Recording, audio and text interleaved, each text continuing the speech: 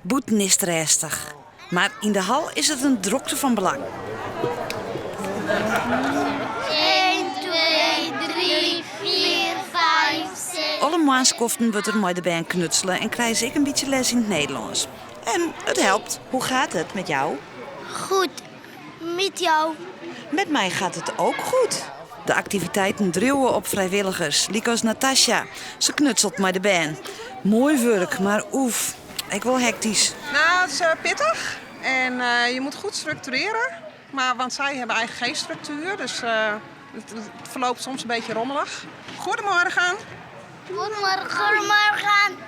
Gewoon in het Nederlands zeggen wat ik van hun verwacht. En met gebaren proberen ze dat wel een beetje na te luisteren. Maar hier is iemand die heel graag nog een beetje klei wil, maar al heel veel heeft gehad. Hallo. En ik probeer dus voor andere kindjes wat te verdelen. En dat kun je dus moeilijk uitleggen.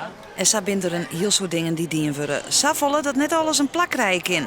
Maar omdat er zoveel is, moeten we echt dingen gaan uitkiezen. Dus we proberen de leukste dingen uit te kiezen die het makkelijkst georganiseerd kunnen worden. Hoofd, schouder, handen, pen.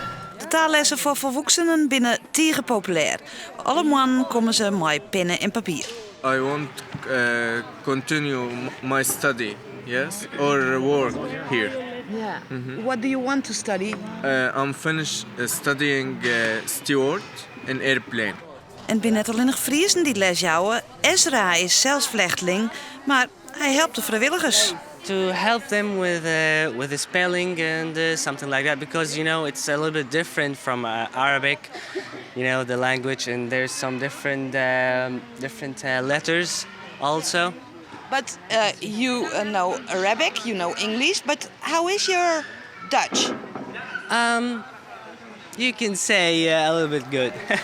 Er komen alle dagen squallen en verenigingsdingen brengen. Joet komen er 15 knutselbakken van de Iepenbieren basisscholen in Akrum.